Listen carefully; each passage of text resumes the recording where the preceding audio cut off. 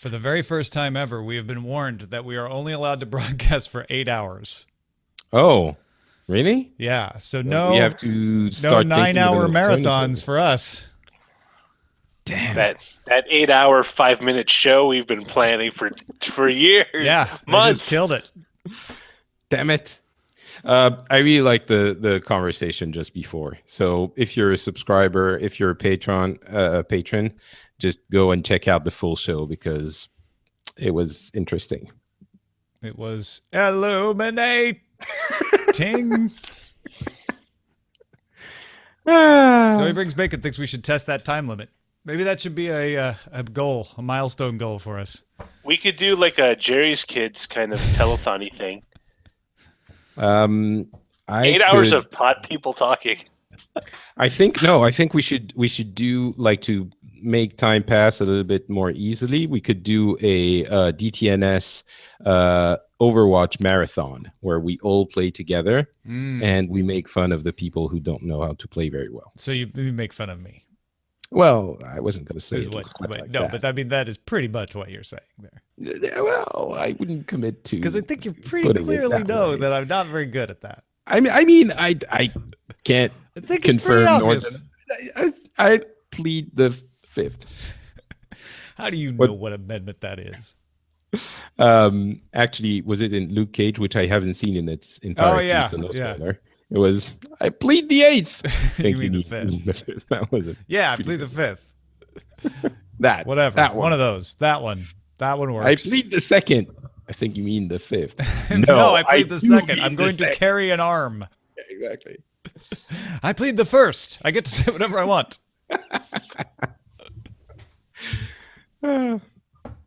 Now, I wonder if that would work if you were in the middle of a conversation saying something offensive and people are like, that's not okay to say. I plead the first.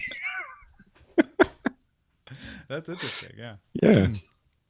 What's the third? I don't know the third or the fourth. Is it an assembly? I should. It's really bad. That's a good question. We know third never gets any attention, does it? It's. I feel. It's bad the for no the quartering of soldiers in private homes. That's why. Oh. I plead the third, soldier. Well, you will not be quartered in my home. I think if you get into that situation, you probably have bigger problems than pleading the third. I think I'm going to start a Third Amendment's right movement. The framers intended. Okay, what's the fourth? Oh, fourth is unreasonable search and seizure. Yeah. Okay, that does get some play. Yeah, interesting that's number 4 on the list when they came up with lists. Listicles in the time of our founding fathers. You're saying the Constitution just turned into a BuzzFeed article at some point? It's actually perfect. BuzzFeed has these long form, like deep articles, and then listicles. They just took their template from the U.S. Constitution. And they even, if it was delivered back then, it would have been on a very scrolly paper. Top 10 things we forgot to include in the main text. Yeah. You won't believe the fourth. Or no, the second. You won't believe the third. Yeah, and then people were debating at the time, like, really? Do you think like the third one did it really need to be in there? And they were like, don't you remember the top 10 rights you didn't know you had? All right. Yes. Sorry. Yes, I interrupted let's go. you. It's time. Here we go. The Daily Tech News Show is powered by you, the audience, not outside organizations. To find out more, head to dailytechnewsshow.com/support. This is the Daily Tech News for Tuesday, October 4th, 2016. I'm Tom Merritt. Joining me, Patrick Beja, all the way from France. How's it going, Patrick? It's going very well. You know, that pre-show conversation really energized me. It had non-threatening baby animals, pontificating Stephen Hawking, and the Constitution, the Bill of Rights in the form of a BuzzFeed listicle. Yeah. It was amazing. I'm going to start fighting for my Third Amendment rights now as soon as this show is over. You won't believe the third. We have a lot to talk about. Google, of course, had its big announcement today, so we'll go into what they announced. But I think Patrick and I are more interested in kind of what these announcements mean about Google's strategy. This is definitely a shift in strategy, and we're having good conversations in the Slack about that earlier today. But Yahoo, I think unintentionally, sort of upstaged Google in the middle of those announcements, and we'll get to that in our top story. Reuters reports that 2 former Yahoo employees and a third source familiar with the matter say that Yahoo built custom software to search incoming email in compliance with a classified directive from either the US NSA or the FBI in 2015. Now, the reason they don't know if it was the NSA or the FBI is often the NSA will have the FBI issue its directives in these sorts of cases. So it sounds like the directive came from the FBI, but they don't know if it was on behalf of the NSA. What they did was scan email for a set of characters. Now, that could mean a phrase. It could also mean an attachment file name. It could mean data within an attachment. There was a selector, is what they call it in the biz. They were looking for a certain bit of characters. As the messages arrived, they were searched for this string. If the string was matched, it would have been stored for remote retrieval. Now, Reuters could not determine what information was handed over, if any, was. Yahoo's chief information security officer, Alex Stamos, discovered the program after it was begun under Marissa Mayer's orders in May 2015. He initially, and his team, believed the company had been hacked. Now, that is unrelated to the actual hacks that have been discovered around Yahoo. Stamos left Yahoo in June and now works at Facebook, and it looks like we know why. The sources are telling Reuters he was very upset about this, and that is why he left. He has not commented on this. Yahoo has not commented on this either. Yahoo unsuccessfully challenged searches on specific email accounts in 2007. So they tried to defend that. These were more targeted searches saying, we want you to show us what's in an account. Yahoo challenged it. They lost. This time they chose not to challenge the directive, apparently, according to the Reuters article again, because they thought they would lose. Upstream data collection based on content has been found legal when it applies to phone carriers, and that's what this is, upstream collection. So you're not going into an account to find an email. You're just asking essentially for a wiretap to say, look for anything that has this phrase in it. If it matches, store it. We'd like to see it. This is a surprising and somewhat confusing story because it's very easy to fall on both sides of the ideological debate that we've had a million times. I'm not sure this is the place to have it again. But the one thing that is really surprising to me is that in 2015, they decided to just comply. And yes, they thought maybe they would lose, but it seems to me that it's at least unusual for a tech company a year ago to just go ahead and agree with such a wide-ranging search. Because yes, it's upstream and it's the equivalent of a wiretap, but it's a wiretap on the entirety of the messages that come into their servers, which are many. And I mean, I'm not a lawyer, but it seems like that's a very wide net to cast. So I don't know how that affects the comparison to a wiretap. But the fact that Yahoo wouldn't even fight it seems very strange to me. It does and it doesn't. In some ways, it doesn't seem strange because they fought a more egregious attempt, which was, we want to look at an account. That is a more intrusive attempt rather than a filter. Basically what happened was Yahoo put in HTTPS. And so the NSA couldn't just look at the email traffic coming into Yahoo servers as they could before because it was encrypted. So they had to get Yahoo to do this. It was the only way. But up until then, up until 2014, when Yahoo encrypted their account, the NSA could have just done this on their own. So they went in with a less targeted situation and said, we just want to have that same upstream tab. I think what does shock me, though, is not that they wouldn't say, well, you know what, we've lost these legal challenges in the past. We don't think we're going to we don't think we're going to win this one. Is that they would then say, but and so we're going to save the money and just give in. You still fight it. I mean, Apple fought against what they thought was an unfair request. Yahoo is being asked to create software here. And so they could have appealed and said, hey, we think this is an undue burden.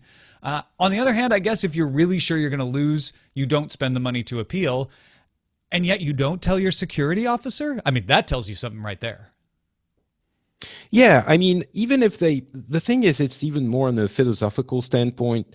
Maybe they agreed. You know, maybe at the top of Yahoo are people, you know, Marissa Mayer or others who think this is something that should happen, and maybe that explains it. but it's just an oddity in what has become the world of tech in the past few years, where they seem to be shifting more towards trying to protect their users' privacy, because they feel, I mean, it seems like the tech world feels there's been a shift in another extreme, which is not enough privacy and too much surveillance.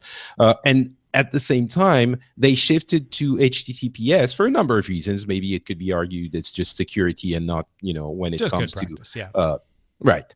But doing that and then allowing for the government agency to just cast such a wide net, I mean, again, it could be defended as saying they're just filtering and looking. Once they have a certain piece of content that matches the filter, then they send it. So it's not like the NSA or the FBI is having a look at all of the user's data. So yeah, yeah, they're only looking at all of the user's data. They're not keeping it.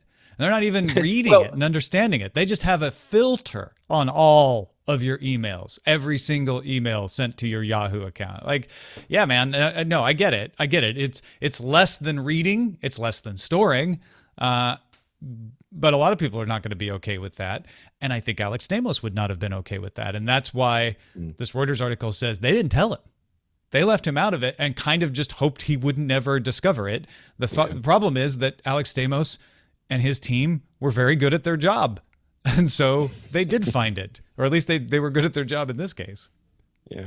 I mean, we only have half of the story too. The certain set of characters Certainly also could cast another light on this. Maybe it's just imagination running wild at this point, which maybe we shouldn't be doing. But let's say it was a certain passcode that criminals were using in specific communications to detail some terrorist attack, for example. And it was a specific set of characters that was like a password or something. I don't know. What if it was a piece of malware that as an attachment that would have been very damaging, right? I mean, I don't think that was it, but we don't know. That's a very good point.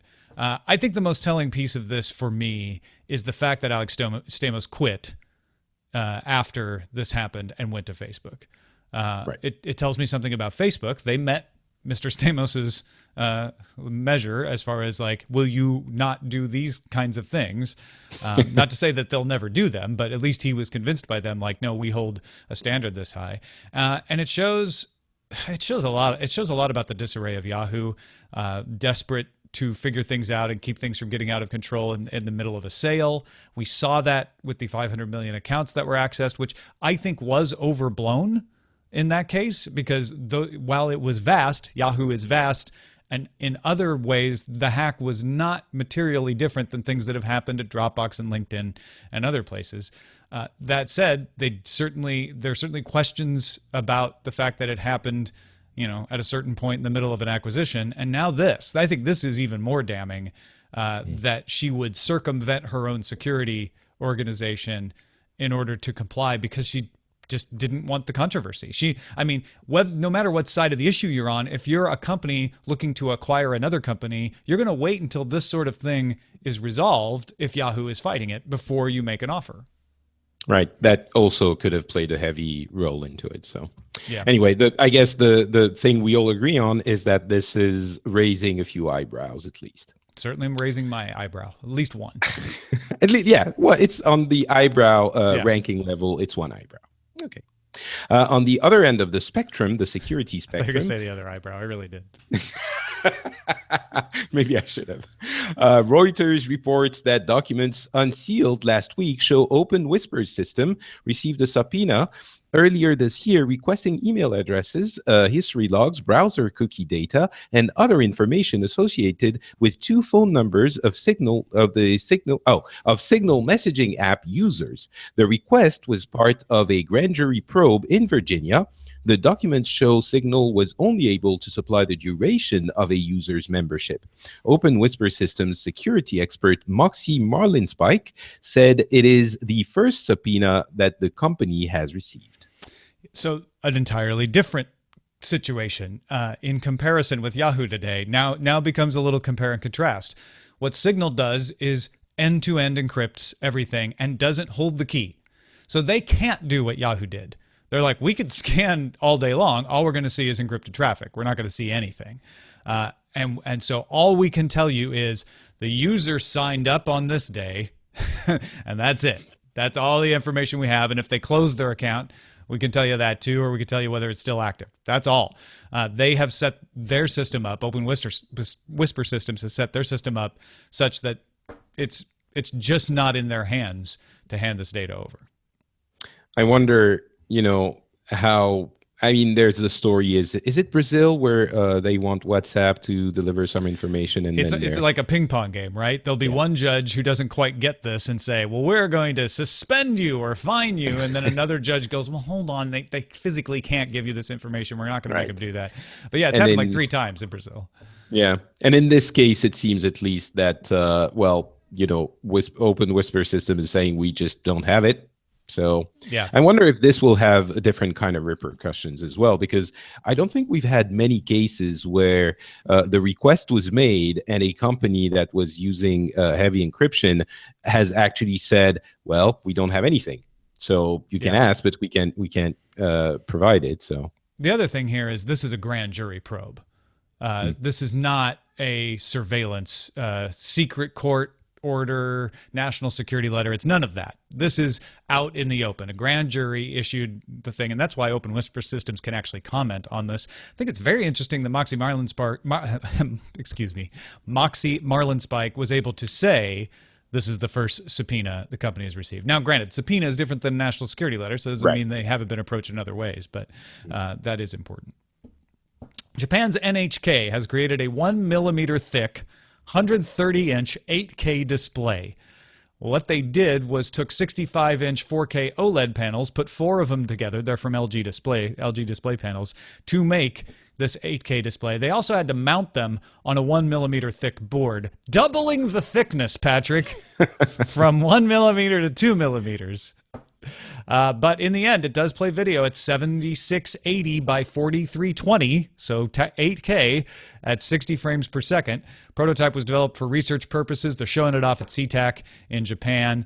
NHK demonstrated 8K broadcast during the Rio Olympics this summer, if you remember, and they're hoping to have regular 8K broadcast by 2018 because they definitely want to do the Tokyo Olympics in 8K in 2020.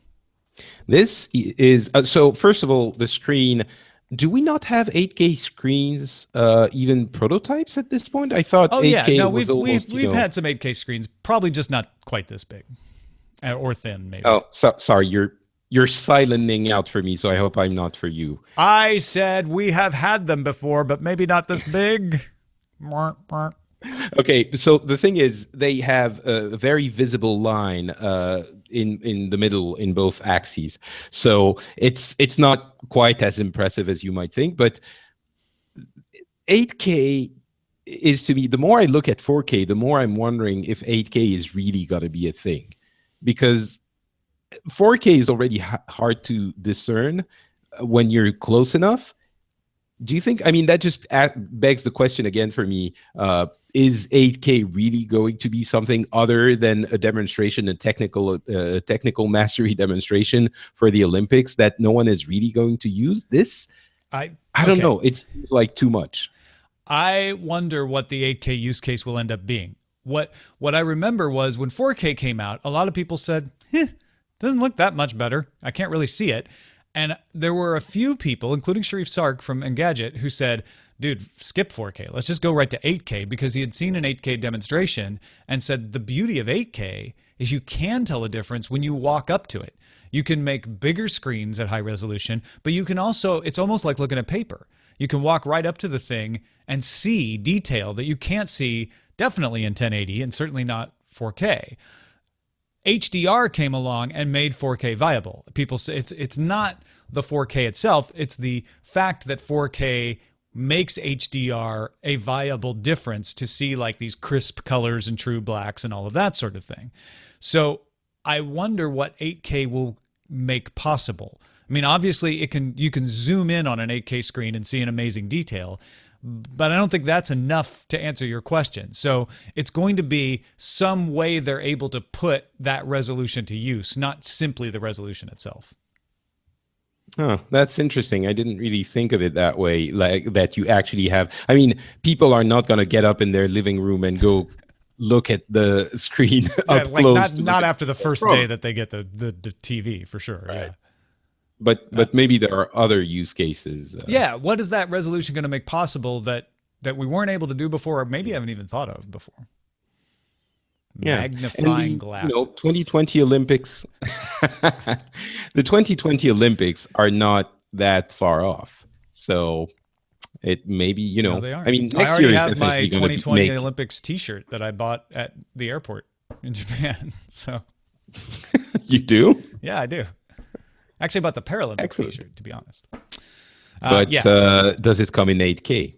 It did. It came in all the K because it was a real object, so I can see every pixel.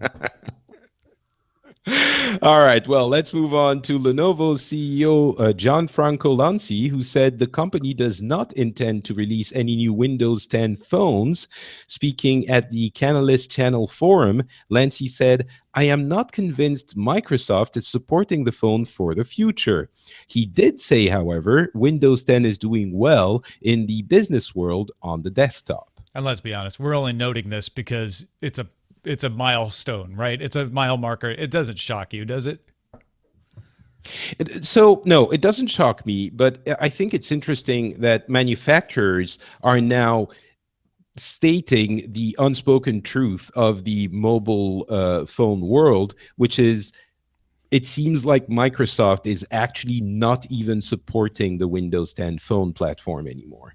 And if Lanci is saying this as, the COO of Lenovo, which is a huge manufacturer, it probably means that it's a kind way of saying, no, even Microsoft has told me they're not planning to support it in any way. And yes, we knew it. But the fact that they're saying it publicly now, a manufacturer is saying it like that, makes me look back at the journey of Windows Phone and how many times has it been Windows 10 is it getting a little dusty in there for you when you look back at the journey of the Windows Phone? It's getting I'm seeing all the bumps in the road. It's wistful, and I'm wondering I'm wondering, how much Microsoft ever really wanted it. Yeah, I guess. I think they did, but it's just, I don't know. They've moved on. Now it's a new Microsoft, and I think they don't really look at Windows on the phone as, I'm even wondering how much they're looking at it in the context of Continuum and the use in the workplace. I think they'll come up with some kind of mobile platform, because they haven't given up on tablets. I think what Nadella might be doing is saying, let's just rip up the past. Let's let that just fade out, and we'll start over with something else. And I'll be curious to see what that ends up being. Thanks to all those who participate.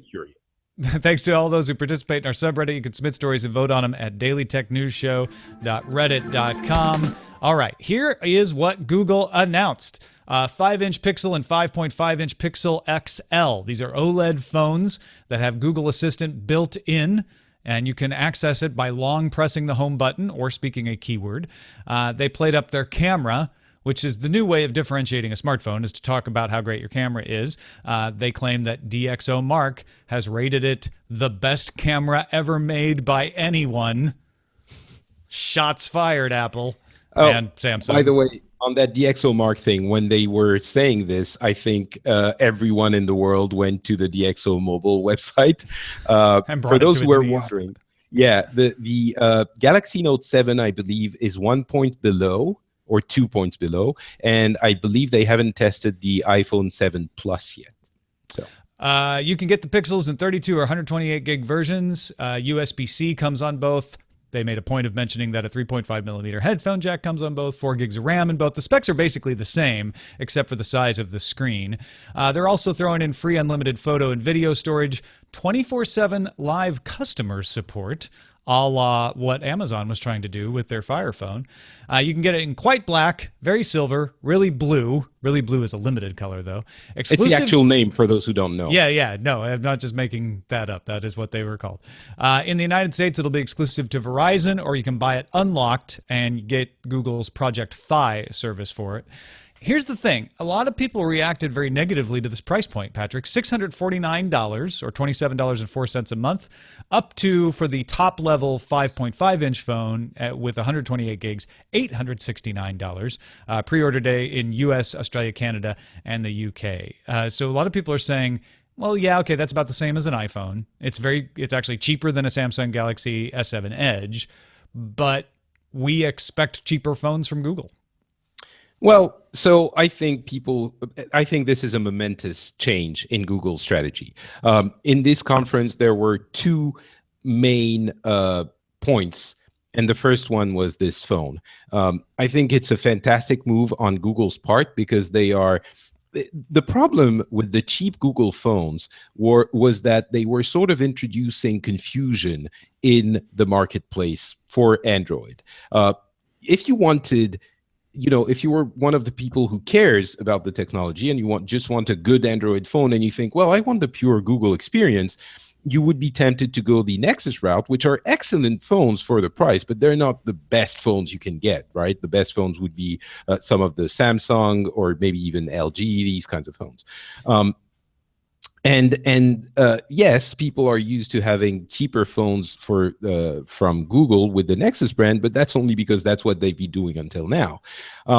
And nowadays, you have other manufacturers like Huawei with the Honor line and things like that provide excellent devices at that price range, which are almost premium phones at the price of a mid-range phone. And what's happening now is that Google is realizing and thinking, in order for us to provide a premium experience with Android, we need to be in control of the software and the hardware.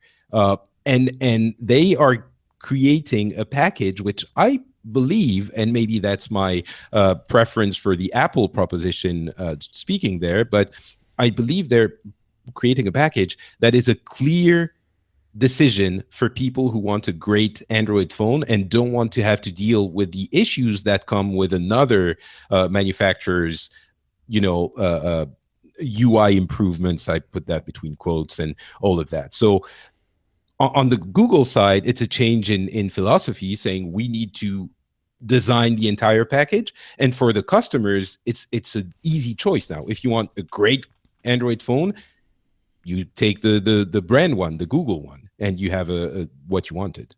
Yeah, the question, a couple things there. One is they are very much taking a page from Apple, who was taking a page from Alan Kay at Xerox PARC on the theory of integrating hardware and software. But Google was up there echoing both Kay and Jobs, saying hardware and software, the intersection of these, this is what we do now. So that is a big shift for Google. Google is doing more than what they did with the Nexus. If you don't realize, with the Nexus, Google, apparently, what they say is they would come in after the phone was 90% done and have some input. Now, Google is not only beginning this thing from the start, saying this is what we want, but they are managing the inventory. They are building the relationships with carriers. They are sourcing components, making supply chain deals, managing distribution.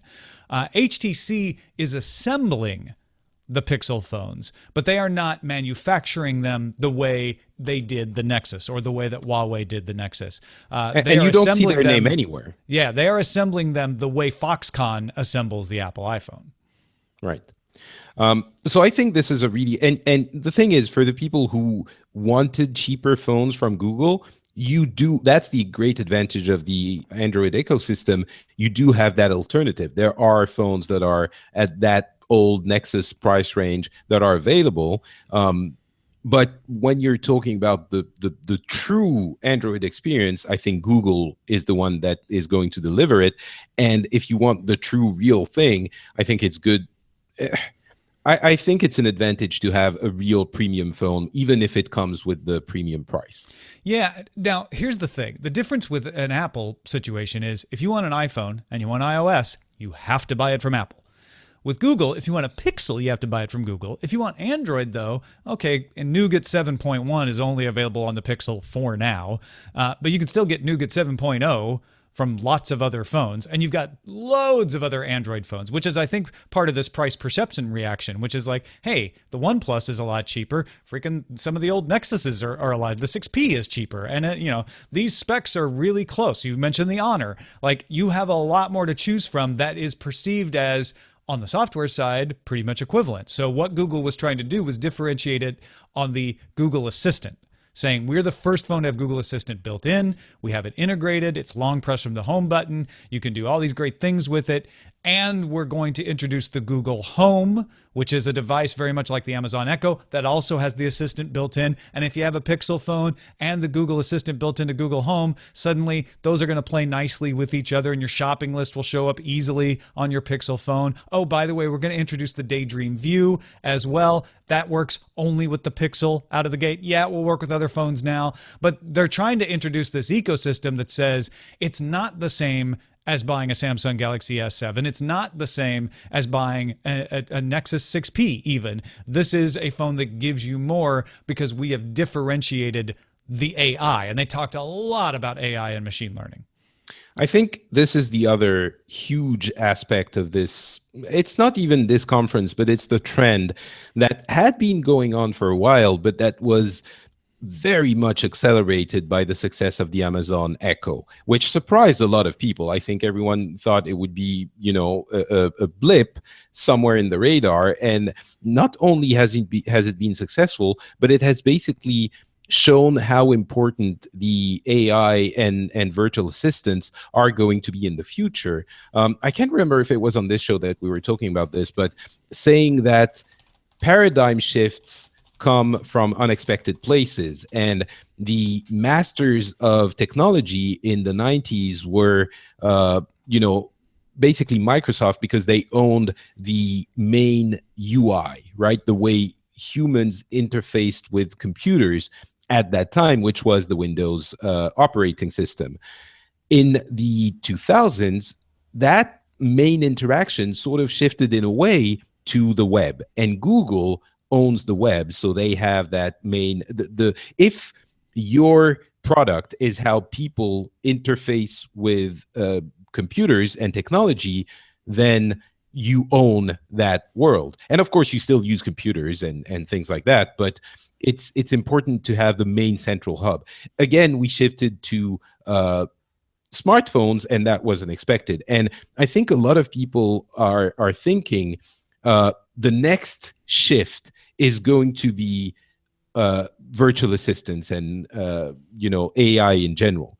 Of course, at this stage, it's goofy, it's scripted, and it doesn't work as well as the promise. But at some point, it will, and at that point, it will constitute at least parts of your interaction with your devices and with computers, and that supersedes Google, the homepage. Because if you're talking to your phone, whoever owns that piece of the chain owns where they direct you. And the really big thing that Amazon showed with the Echo is that it's not only going to be on the phone. And they talked about this ad nauseum during the conference. They showed the Google Home, the TV, the phone, the everything, and basically the disembodied voice of the AI that serves as your interpreter to make computers do their thing is going to be everywhere in a few years. I mean, we're still at the very beginning, but this is the huge trend I think everyone agrees is going to materialize in the next few years. And whoever owns that is going to be the next Google, the next Microsoft, the next whatever. So this is why you see Google pushing it so much, Amazon pushing the Echo as well, Apple reportedly developing a kind of Amazon Echo themselves, and Cortana and all of those.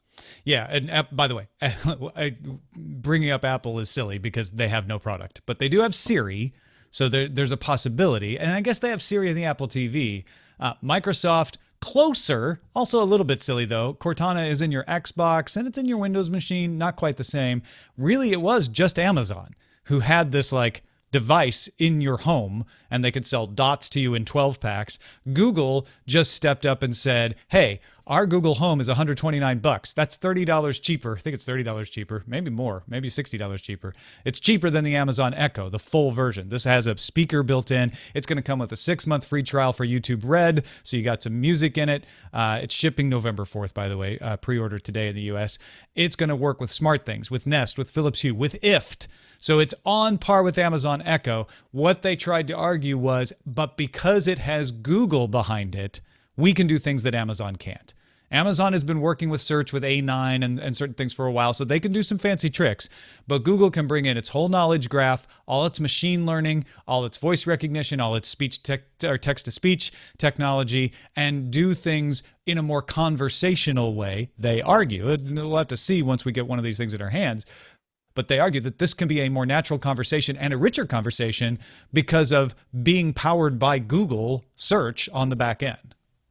And I think you're sort of, I mean, I would disagree that the others don't have that product because they don't have this product. That's all I'm saying. Well, yeah, but that's not the product. There is no Microsoft or Apple device like the Amazon Echo or the Google Home. But that's my point. That's not the product. That almost doesn't matter. And it's interesting that this is only the materialization of the real product, which is the virtual assistant, which is what they were selling. Today, I can use Amazon to be my hub. I can use Google Home to be my hub starting in November. I really can't use the others yet.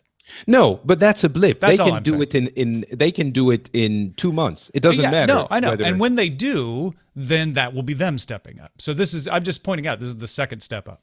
Right. And what I'm saying, though, is that they have all been doing the work to make all of this possible. Because whether or not you have one device in your living room that speaks and listens, it doesn't matter if you don't have the work, the machine learning and the speech recognition and the picture recognition that you can then put anywhere. But let me say, because I get that. Let me say, does Google have enough of an advantage with its knowledge graph, et cetera, being top search dog for decades now, that it will be appreciably different once we do have all the competitors in the arena?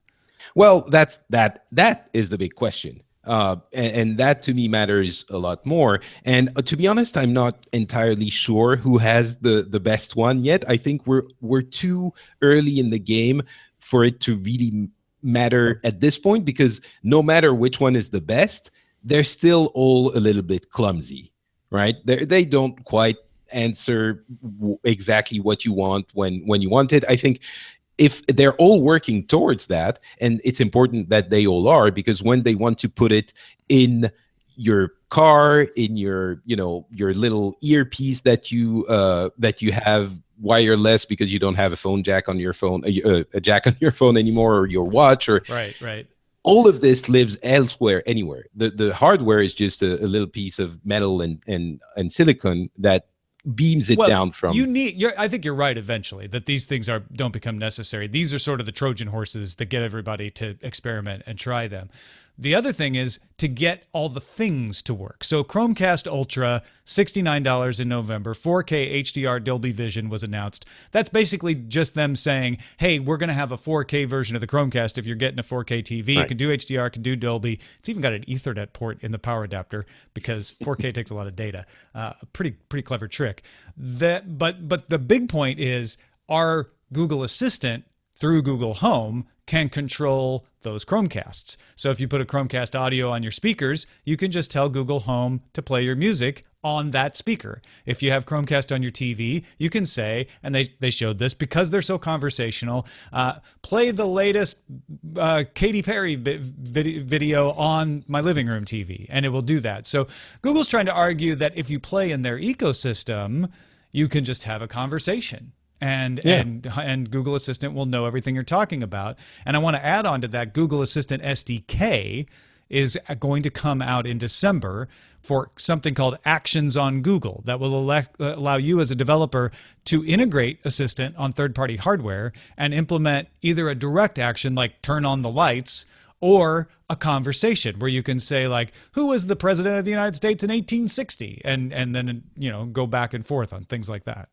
Yeah, and this is it's really interesting too, because it allows them to expand the capabilities of their assistant, and I hope they had spent a little bit more time on this instead of some other things they did during the presentation. The other, we mentioned briefly the Daydream View. That's coming in November for $79. It's cloth. I think that's a really interesting competitor to the Gear VR or the Cardboard, both of which are somewhat uncomfortable. It just uses NFC to connect to the phone, and it's available in slate, although they say snow and crimson colors are coming later.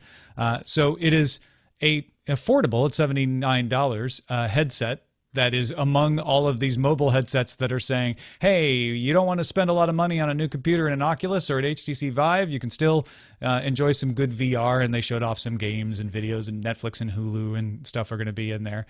And then Google Wi-Fi, which is their mesh Wi-Fi network competitor, that's $129 per unit, or you can get a 3-pack for $299. This works like an Eero, up for pre-order in November, shipping in December, that will let you automatically create a mesh network in your house that adjusts to you as you walk around.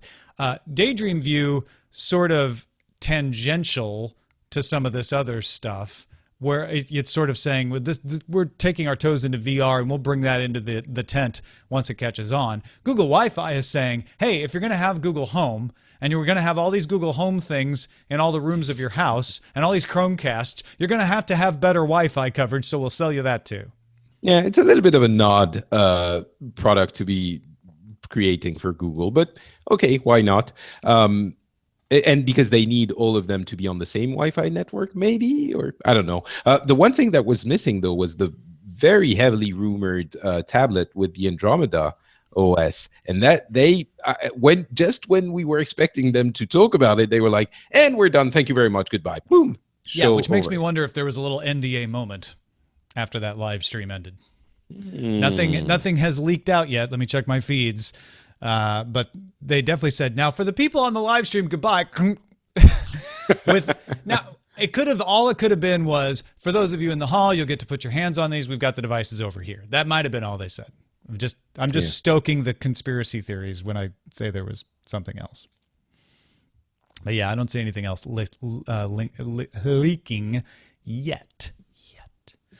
By the way, another footnote to this, Google hired David Foster Monday, not the composer, the VP of product engineering from Amazon. I'm sorry, he was a developer at Amazon. He is now the VP of product engineering at Google. He worked in the lab that developed the Kindle Fire. He worked on the Echo. He worked on the Zune HD back at Microsoft. This is a guy who's worked on lots of products. So they're bringing in a little Amazon. They poached from Amazon to get somebody to work in this space. It looks like he's going to be working on the phones, not on Google Home. But, all of them have basically a lot of the same competing products. They all have something that connects to your TV, something that, on your computer, on the phone. They have very similar offerings, all of them now. So, all right, we're going to introduce a new segment to Daily Tech News Show today. Instead of Pick of the Day, not the Pick of the Day is going away. We'll still have it when we have good picks. But we're going to introduce Thought of the Day from Patrick. Amazon Game Studios, as we mentioned last week, announced its first titles, and they announced deep integration into Twitch. So if you missed that, if you're playing the game and you're a Twitch streamer, you can put in some real-time stat overlays. You can invite followers to play. You can set up viewer polls, allow match wagering using the new Stream Plus currency, all from within the game. It's all integrated into the game. And Patrick, you've got a theory about this. So basically, I think this, along with the Twitch Prime offering, which I'm sure you discussed as well, which gives perks if you subscribe to Twitch in a premium offer, which is basically it comes in with Amazon Prime, are the two reasons I think why Amazon bought Twitch. And those are, first of all, you get a huge bet on esports. And that might seem obvious when looking at it from here, but it was 2 years ago that they bought Twitch, and they're betting that esports are going to be enormous, which we're seeing materialize now with the different sports teams buying esports team and such. And they are trying to encourage this by making games evolve from, we had single player, multiplayer, broadcasting, and now interaction in games with the audience, which makes it that more engaging. And the other thing is padding the Amazon Prime offering with the Twitch Prime makes Amazon Prime so appealing that I think it means a good portion of the Twitch audience, the engaged Twitch audience, is being converted to Amazon customers. And that makes the Amazon Prime offer incredibly, it's almost, I can't remember who was saying this, but someone was saying it's almost financially irresponsible to not be an Amazon Prime subscriber. There's so and many doorways into it, right? Like, right. There's the free shipping. So if you buy anything on Amazon, that could be worth it. Then there's the television and movie streaming service. So if you want to watch Transparent or The Tick when it finally comes out, Man in the High Castle, that makes it worth it. Then now there's Twitch and there's the Kindle Unlimited library. Like, they've put so many doors on this building. Right? Well, there's what? Music. And the Amazon Music. Yeah. Not terribly compelling. You're not going to do it just for that. But it's certainly something that's like, oh, well, I have Prime. Now I might as well, maybe I'll take advantage of this music service. And none of them are incredibly compelling. I mean, video is not as compelling as Netflix, for sure, but you get all of them, and they're still half the, well, you seem to be hesitating. I think the shipping is compelling on its own. I think that the movie and TV is close to compelling on its own. In fact, that's why they now offer it on its own if you don't want to have it as part of anything else. And all of them are half the price of a Netflix subscription, and you get all of them. You get goodies in the game. So it sort of completes their offering of having advantages for every part of your life is becoming better. Of course, I'm hyperboling here a little bit, but every part of your life, of your entertainment life and shopping life, is better if you have an Amazon Prime. And the bet on esports is just two pillars of a reason that makes buying Twitch completely reasonable when it was a little bit puzzling back then. All right. Well, thank you, Patrick Beja, for your thoughts. And we'll see. This is kind of cool. A cool way to follow up on a story and get a little more context from it. So hopefully we'll do this again. Let folks know where they can find more of what you got going on. You can go to FrenchSpin.com and download or subscribe to Pixels. Not to be confused with any movie or any phone from Google. I was there first. So Pixels is a show about video games, and we just recorded one with our good friend Garrett Weinzroll, and we discussed everything about this big move towards esports in sports and in Amazon, and we discussed Forza Horizon 3, which is apparently a fantastic racing game, and a bunch of other things. If you like video games and want news about gaming, Pixels is the show for you. Thank you, folks, for supporting us. DailyTechNewsShow.com/support tells you all the ways you can support us. And the main one is Patreon. I just want to thank Melissa Johnson for upping her pledge. You are the best. And also a brand new pledge from Adrian Pratt. You guys are fantastic. Thank you for supporting the show. Thanks to everybody who's been supporting the show at patreon.com/DTNS. Our email address is feedback@dailytechnewsshow.com. We're live Monday through Friday, 4:30 p.m. Eastern. AlphaGeekRadio.com and DiamondClub.tv are the places to see us. And our website is dailytechnewsshow.com. Back tomorrow with Scott Johnson and Donald Bell talking about maker stuff. Talk to you then. This show is part of the Frog Pants Network. Get more at frogpants.com. Diamond Club hopes you have enjoyed this program. Oh, that's a new one for Frog That's Pants. hot off the press. Right. I just got that from Scott last night. Nice. We went a little bit long. I'm sorry. Who used to do the CTR podcast. Oh. Yeah, I'm sorry. We went a little bit long. I figured we were gonna go long with all the Google stuff, so I don't mind at all. And I think the Amazon conversation ended up being really good too. More than just, not that I didn't expect it to be good, but I thought it might be a quick like, hey, here's Patrick's thought. That's really interesting, and then we engendered a little more conversation there. So I thought that was great. Excellent. All right. Titles. Oh, titles. All the pixels. Is that what you want? It's the one I like. I don't get nitpixeling. Is it a play on word? Like I don't know. nitpicking, when you're nitpicking at something. Oh. Or I think ICU might be accusing us of nitpicking the pixels.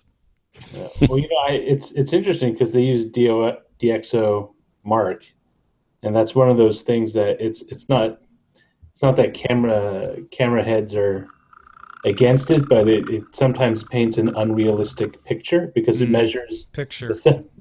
it measures the sensitivity, but doesn't measure the entire image quality from the lens on down to the actual image product. Oh, really? Yeah, it measures the sensitivity of the sensor, which is great, which is what you want. But it's like measuring, like, hey, the engine in my car puts out 500 horsepower, but it doesn't tell you what kind of transmission it goes through, or whether or not you have bald tires. You know what I mean? It's an entire its entire mechanism of which the sensor is one part. Right. So all the pixels and nitpixeling are both at 5. Tom gives people's eyebrow. Oh, gives the people's eyebrow. I think that's a rock reference. The people's eyebrow. 8K because it does not sound like the F-bomb. Like 4K. Okay, I get it. Third Amendment, you got to fight for your right. Oh, wait, you don't like Google. We're home. Google, we're home. Like Chewy, we're home. I have a thing against. I won't go into it. All right. Google all the things. Lenovo says Windows support is Microsoft. Pixel. I was there first with a different there. Actually, I like all the pixels. It's pretty good. I think we all like all the pixels. Should we just go with that one? Yes. Let's. It sounds like a political thriller too. Like all you zombies. Or like a is it Blink 182? A Blink 182 song. Mm-hmm. Or all the pixels you all chose. the pixels episodes are available. Well, they're no longer banned. Frenchman.com. Right? No, they are. They're still a band, but what's his name is no longer part of it. You showed a phone, and I thought it was cool. No, that didn't work. By the way, we are counter-programming right now to the afternoon attack, night attack, because Justin Robert Young is in England, merry old England, is on right now in the afternoon. So if you're watching DiamondClub.tv live, why are you looking at me? Go watch Night Attack. Or Afternoon Attack. Night Attack Day Edition. Got to flash those diamonds in the chat room. It was so cool having Brian and Justin here last week. That was really fun. I'm looking forward to Patrick coming in November, too. Oh, nice. Ooh. Oh, are we doing the live coverage of the election? Oh, right. Well, you're not coming out here for that. No, I'll be back in Europe. But or staying out here, I guess. Yeah. As far as I know, I would like to. All the coverage of the election. Hopefully it'll be like a hanging Chad situation. A what? Hanging Chad. Yeah, it'll be a guy named Chad hanging outside. He's the last one. When Gore and Bush, they had to recount Florida, and the hanging Chads were the things where they couldn't tell whether a vote was. Okay. Like, who did you vote for? We can't tell. Although someone made a very ageist joke. He was complaining about, it's like, all those voters, all those seniors, they know how to play bingo and they get it right, but they can't figure out how to vote. Usually that kind of thing isn't a problem because you have so many votes. But since we have the Electoral College, it ended up being a problem because the popular vote didn't matter. And that's when I gave up on the Electoral College ever being changed, because even after that election, people were like, nope, we love it. Like the imperial metric system, the imperial system over metric. Well, it's not even really imperial either. It's a offshoot of the imperial system.